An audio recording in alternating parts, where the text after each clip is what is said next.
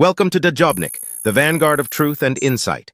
Gear up as we dive into today's crucial topic. Stay vigilant, stay informed. This is Dajobnik, your command post for clarity and perspective.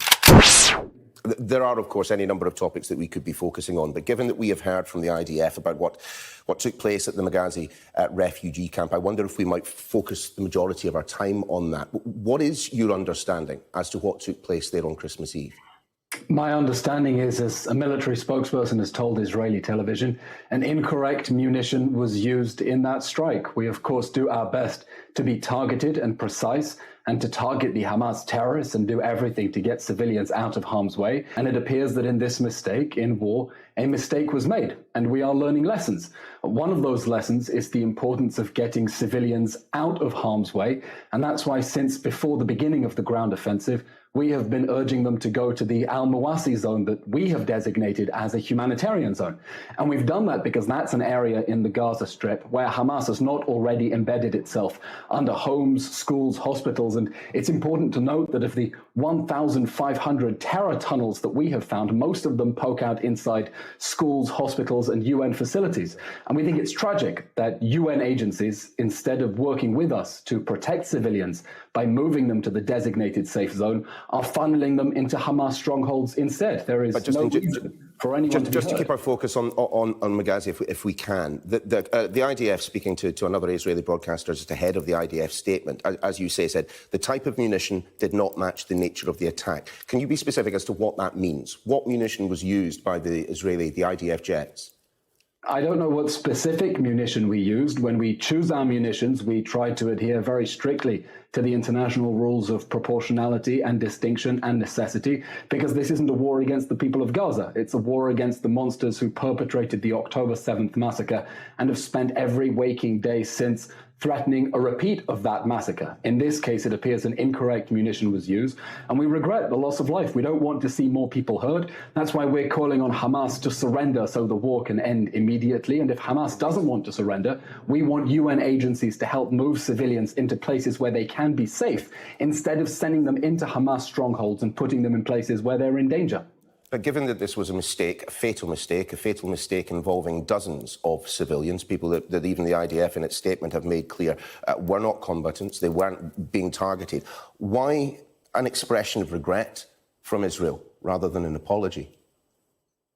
We are going after the Hamas terrorists who perpetrated the October 7th massacre, and when we do that, we take every precaution in order to minimize the risk to civilians and trying to get them out of harm's way. Of course, any civilian deaths are regrettable. We don't want to see more people being hurt. That's why we think it's upsetting that UN agencies aren't helping to evacuate them to safe zones, or instead funneling them into strongholds. And we want to see them getting to areas where they can have safety and shelter, because we don't want to see more people being hurt.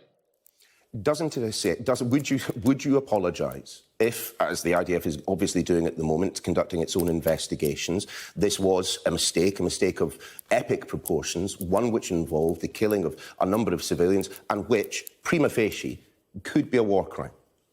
No, this was a regrettable mistake.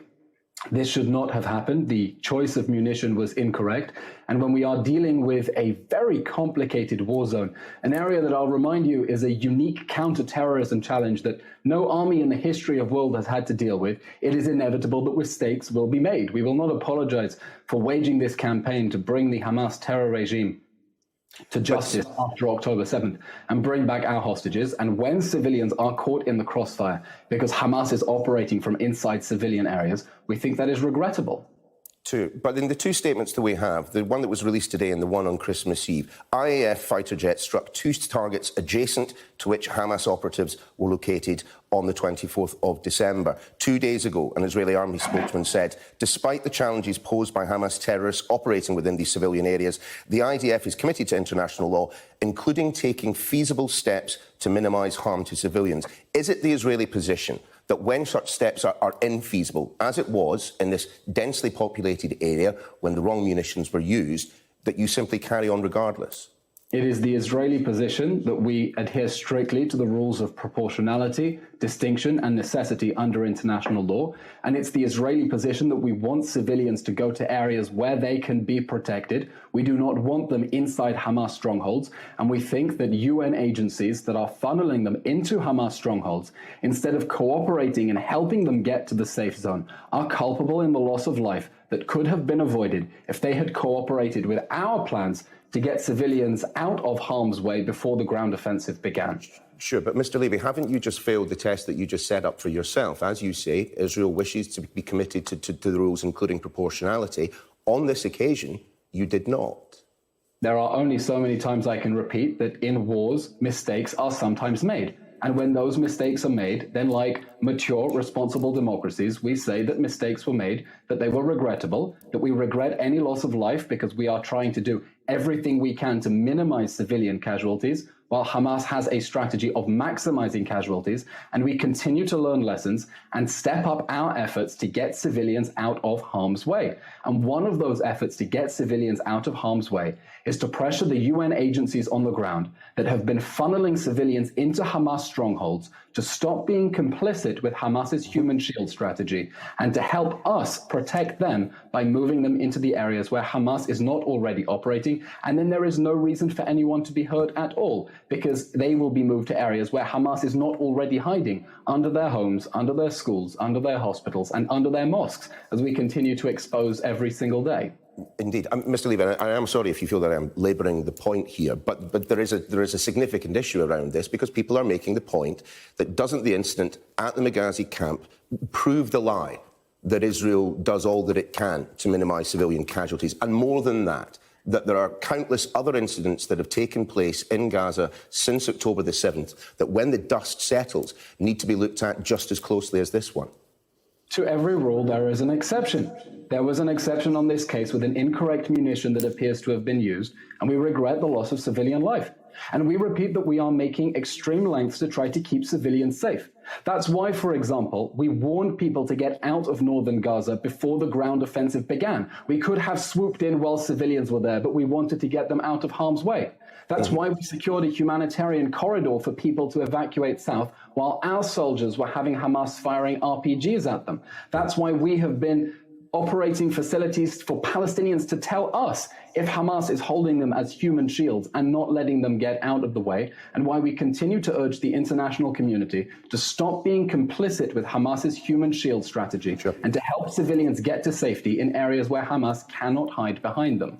Final one on this, but given the high standards to which Israel is holding itself, if the investigation proves that which the IDF has already suggested, that this was a mistake, and a mistake of catastrophic proportions, would you be able to take the high ground and issue not just a statement of regret, but an apology to the families of those who have died? I can't give answers to hypothetical questions.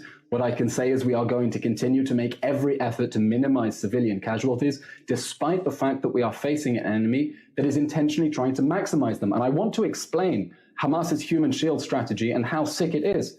Because for Hamas, civilian deaths are not a tragedy, they are a strategy.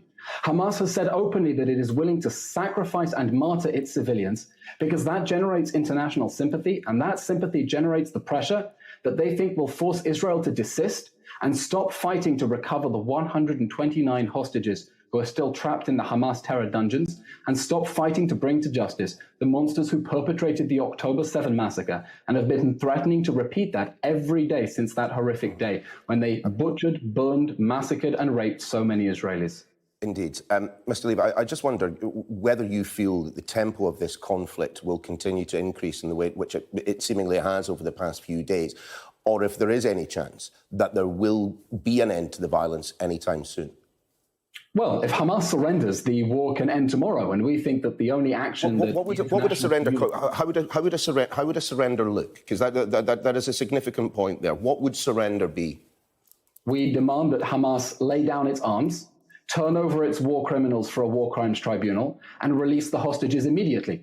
But if anyone thinks that this war is going to end with us abandoning our 129 hostages in the hands of the Hamas rapist regime, and leaving that terror regime in power and able to threaten our people as they butchered them on October 7th, then they are sorely mistaken. Okay, but just to be absolutely clear then, as long as those atrocities can never return. Yeah, but just to be absolutely clear then, so long as there is a single hostage in Hamas' hands, we will see bombings likes of which we have seen today, and indeed on Christmas Eve at Maghazi. We will see the ground offensive, such as we've seen over the past 24 hours, operating at the same level. As long as there remain hostages in Hamas' hands, this will continue.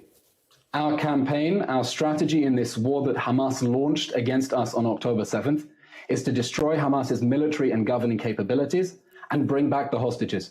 And we think that allies that want to bring this war to a speedy end, and believe me, everyone in this country wants this war to be over. We just don't have the luxury to end this war with Hamas still in power and the hostages in Gaza.